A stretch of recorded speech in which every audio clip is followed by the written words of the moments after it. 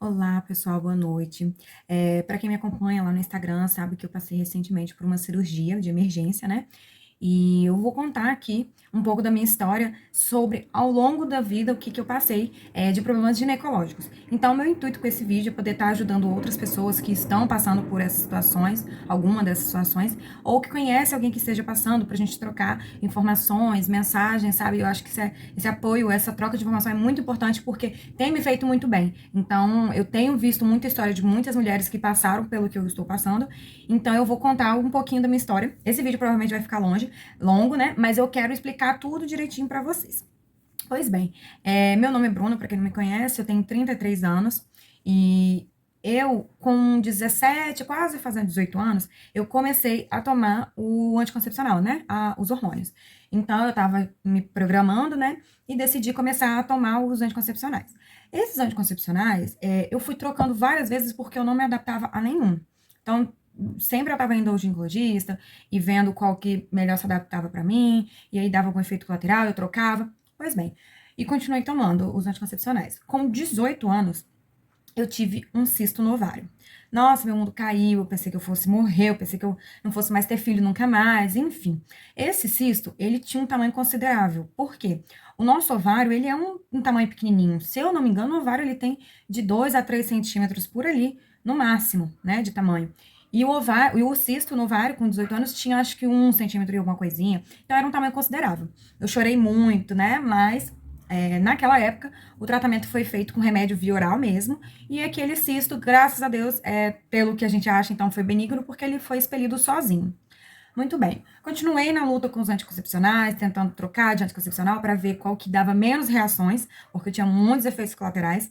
E eu não lembro, nesse período seguinte, qual o anticoncepcional que eu estava usando, mas eu tomava certinho, todos os dias, no mesmo horário. Eu colocava meu celular para despertar às 9 horas e não faltava um dia o anticoncepcional. E eu já estava tomando mais de 6 meses esse mesmo anticoncepcional, eu não lembro agora, acho que já tinha quase um ano que eu estava tomando ele. E aos 21 anos eu engravidei. Só que eu não sabia que eu estava grávida. E uma bela noite eu estava dormindo e eu comecei a sentir muita cólica, muitas dores e um sangramento. E durante a madrugada eu sangrei aquela madrugada inteira, sentindo cólicas muito fortes. E era um aborto. Porém, eu não sabia. Aí esperei amanhecer o dia, fui no médico, o médico fez um beta e falou: Olha, você tá grávida. Eu falei: Não, não tem como eu estar grávida. Primeiro que eu saberia, eu não tô sentindo nenhum sintoma. E segundo, que eu tomo remédio certinho, anticoncepcional, não falho um dia e eu não tive reação nem de vômito, nem nada assim que pudesse deixar ineficaz, né, o remédio. Pois bem, eu tava muito grávida e eu já tava sofrendo o processo de aborto. E aí o médico, na época, ele me instruiu, era acho que sexta-feira, final de semana, alguma coisa assim, que na segunda-feira eu procurasse um médico para fazer uma ultrassom para ver se tinha resto fetal no meu útero, para fazer a famosa curetragem. E graças a Deus, na segunda-feira eu fiz a ultrassom e tinha expelido tudo naquela noite de sangramento mesmo. Não ficou nada, não precisei fazer curetragem e deu tudo certo. Ok, aí depois disso eu fui no meu ginecologista e ele falou: Olha, você tá com o útero limpo, então agora você vai engravidar muito fácil. Se você tomar anticoncepcional, você vai engravidar. E não era o que eu queria, com 21 anos, né? Então ele me instruiu a tomar a injeção. Aí a partir dali, né, eu comecei a tomar a injeção de anticoncepcional, que era o nome até Mesigina. Era uma injeção que você tomava uma vez por mês, você comprava e a farmácia aplicava de graça, né? Porém, ela era muito dolorida e ficava doendo, assim, ficava uma bolinha assim, durinho em volta e bastante dolorido por até uns 3 dias. E aí eu tinha que ficar sentando meio de lado, porque ficava bastante dolorido por uns 3 dias. Mas bem, fiquei tomando essa injeção e depois eu parei de menstruar. E eu fiquei um ano sem menstruar, minha menstruação não descia dia nenhum durante esse um ano. E aí eu falei, isso não deve estar me fazendo bem, não é normal, né, a gente não menstruar. Então, eu, por minha conta, decidi parar de tomar a injeção. Aí eu fiquei um tempo sem tomar injeção, sem nenhum anticoncepcional. E aí, depois de um tempo, eu comecei a namorar. Aí eu falei bem assim, agora que eu tô namorando, acho que eu vou voltar a tomar minha injeção, porque eu tinha injeção guardada em casa. E isso foram poucos meses, tá, gente? E aí, nisso que eu apliquei a injeção, eu tive um sangramento, que até então eu achava que era menstruação, mas não era. E eu fiquei 2 meses consecutivos sangrando. Depois de 2 meses direto sangrando, porque é muito ruim. Gente, 7 dias na vida da mulher já é ruim. Atrapalha muito a nossa rotina, o nosso dia a dia. Imagine 2 meses seguidos. Aí, depois de 2 meses, eu fui no médico. Nessa época, eu estava com 24 anos. E aí foi feita a ultrassom e o médico disse que eu estava com ovário policístico. Aí, novamente, eu chorei tudo de novo, porque o médico me instruiu erroneamente também, né? Que eu teria pouquíssimas chances de engravidar, pelo ovário ser policístico, né? Então, assim, eu não voltei a tomar anticoncepcional, porque me fazia muito mal, não voltei com a injeção, e a partir dali eu parei de tomar anticoncepcional, qualquer método contraceptivo hormonal, né? Devido às reações que eu tinha, e depois, devido a esse problema que eu tive com a injeção, não tentei nenhuma outra, parei. E aí, aos 28 anos, eu comecei a sentir cólicas muito fortes, mas mais fortes do que a cólica menstrual normal. E eu tive também hemorragia bem intensa, que não era menstruação, era hemorragia mesmo, era um sangue bem clarinho e bem vivo e bem líquido. Era assim, como se fosse água mesmo, sabe? E, e aí eu, até então, comprei um remédio, né, que o médico passou, que eu acho que era até ácido tranexâmico, que tem essa ação de anti-hemorrágico, né? E comecei a tomar. E fiquei esperando. Só que eu tive mais uns dois outros sangramentos, duas outras hemorragias. Eu cheguei a ir pro hospital uma vez no pronto-socorro, enrolada no lençol, de tanto que era o sangramento, né? E aí os médicos passaram Transamin para eu tomar, né? E eu continuei tomando, só que chega um momento que não resolve, porque estancava o problema, estancava o sangramento, mas não sabia o que que era. E depois de uma longa busca, vários médicos diferentes também, porque ainda hoje é um assunto bem novo, não tão comentado quanto deveria, eu fui diagnosticada com endometriose. Eu não vou me estender muito aqui falando o que que é endometriose. Depois, se alguém tiver interesse e quiser que eu grave um vídeo só falando sobre isso, é porque é um assunto bem extenso, né? Aí eu gravo. Mas hoje em dia tem a Anitta, que ela já foi diagnosticada com essa doença. E agora, mais recentemente, a Larissa Manoela, ela fez Carrossel, Maria Joaquina, do Carrossel. Então, assim, mais uma vez eu fiquei desesperada de novo, 28 anos, né? A idade vai avançando, a gente vai ficando cada vez com mais medo de não ter filhos. E a endometriose, ela tem um efeito que dificulta ainda mais a gravidez, né? Natural. Então, assim, no começo eu me desesperei, chorei muito. Eu já estava namorando com o meu marido. E aí ele me tranquilizou, minha família me tranquilizou. E aí a gente falou, orou, né? E falou, vamos deixar na mão de Deus, o que tiver que ser, será. E aí o tratamento da endometriose é com hormônio. E eu não posso tomar hormônio, porque me dá muita reação. É como se fosse uma alergia. Não me dá alergia, mas me dá muito efeito colateral, todos os efeitos colaterais. E naquela época, o meu médico insistiu em me passar um hormônio que ele era mais fraquinho, que ele não era tanto assim para anticoncepcional. Ele era para tratamento mesmo e ele era uma dosagem mais baixa, que se eu não me engano, ele era só estrogênio. Eu não lembro se ele era só estrogênio e não tinha progesterona, ou ele era só progesterona e não tinha estrogênio, eu não lembro agora, mas era Cerazette, o nome do anticoncepcional, que esse eu lembro até hoje.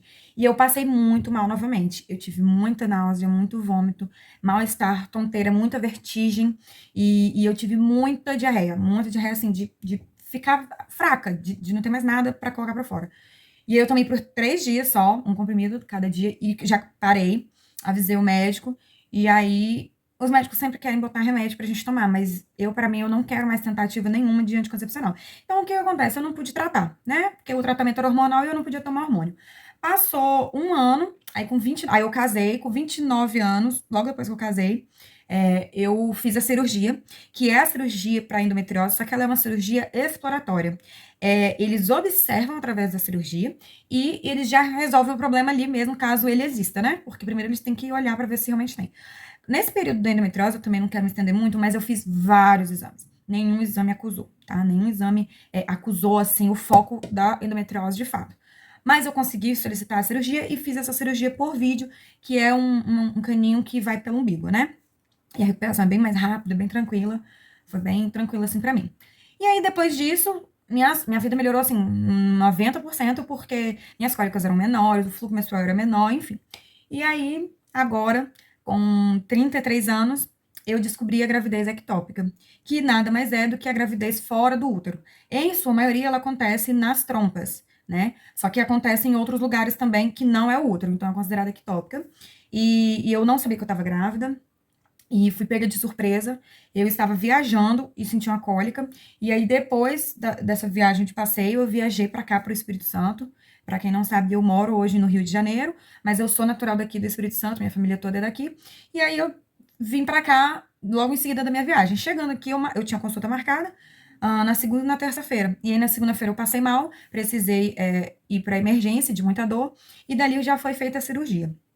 Depois eu vou gravar um outro vídeo só falando sobre essa gravidez ectópica, tá? Mas essa meu histórico aqui, que eu quis trazer pra vocês, é porque, assim, é um momento muito difícil, é um momento que a mulher fica muito fragilizada emocionalmente, pelo menos eu fiquei, as pessoas com quem eu conversei também ficaram. São assuntos que não são muito bem esclarecidos ainda hoje, e não é tão comentado, tão falado.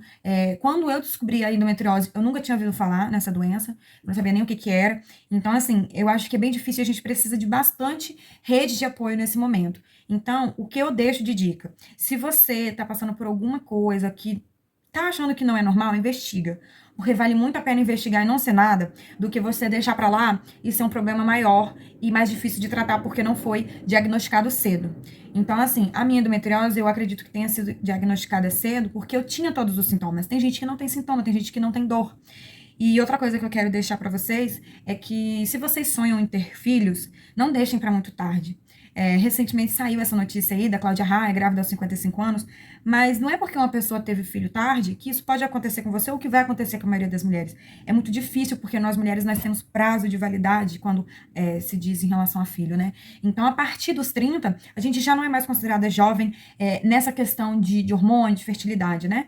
Então, a partir dos 30, cada vez vai ficando um pouquinho mais difícil. Então, eu sei que não existe momento certo, melhor momento, melhor fase da vida, melhor fase financeira para ter filho. Claro que é ideal a gente ter um mínimo de planejamento, né?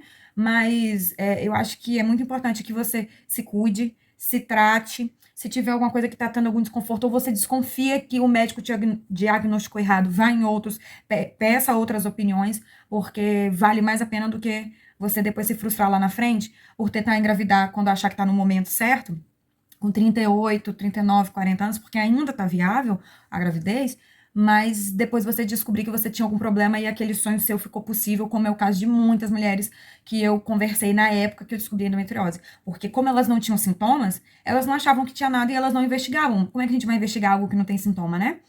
Mas às vezes a gente tem sintomas que são sutis, mas a gente não percebe. O meu sintoma era muito forte porque era dor. Mas tem outros vários sintomas que vale a pena investigar, sabe?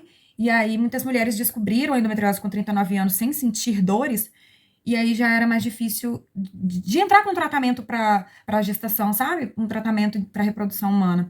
E aí não conseguiram esse sonho de gestar, né, o seu próprio bebê. Isso é muito triste, eu falo por causa própria, porque eu e meu marido, nós tivemos hoje uma consulta, a primeira consulta com um médico de reprodução humana. Eu tomei essa decisão agora devido a essa situação da gravidez ectópica. Eu tô há 16 dias hoje operada, tirei os pontos ontem, e ainda tô de repouso, em recuperação, mas eu já quis dar entrada na consulta para começar a ir aos pouquinhos fazendo os exames, né? E daqui uns 3 meses começar a tentar, né, a gravidez, porque eu acredito muito em Deus, acredito que Deus tem os seus propósitos e ele faz acontecer o que tiver na vontade dele, mas eu acho que a gente tem que fazer a nossa parte também. Porque se eu posso fazer no momento algo que possa me adiantar, me facilitar a gravidez, eu não quero correr o risco de deixar acontecer uma gravidez lá com 40 anos, que já é uma gravidez de alto risco, ou uma gravidez aos 40 anos, que eu já acho que, para mim, já vai estar muito tarde. Então, assim, se eu consigo tentar fazer algum tratamento agora, e não der nenhum efeito, e aí eu deixar a vontade de Deus acontecer, beleza, mas eu prefiro já tentar fazer alguma coisa, fazer mais exames mais específicos, mais aprofundados para saber se eu tenho, ou meu marido tem, alguma outra coisa que seja facilmente tratada, sabe? Eu nunca tinha feito tratamento antes, eu ainda nem comecei, né? Como eu falei, eu ainda vou fazer os exames que o médico pede antes, né? Mas creio que até o mês que vem eu já fiz os exames todos, e aí eu retorno para ele dar uma olhada nos exames e dali em diante começar a planejar, né, o plano de tratamento. Então, assim, eu não vou me estender muito, mas eu espero que vocês tenham gostado desse vídeo. Cuide-se, ame-se e corra atrás de pessoas que te entendem e que vão correr atrás dos seus direitos também, correr atrás daquilo que você precisa para se sentir bem, se sentir melhor, tá? E se você está passando por algum tipo de problema, converse com amiga, com amigos, com seus médicos, com a família, porque isso é muito importante. Como eu falei, a rede de apoio faz total diferença. E quem quiser deixar alguma dúvida aqui nos comentários, eu vou responder todos que possível. E no meu próximo vídeo, eu vou falar sobre a gestação ectópica que aconteceu recentemente comigo, tá bom? Um beijo, até mais!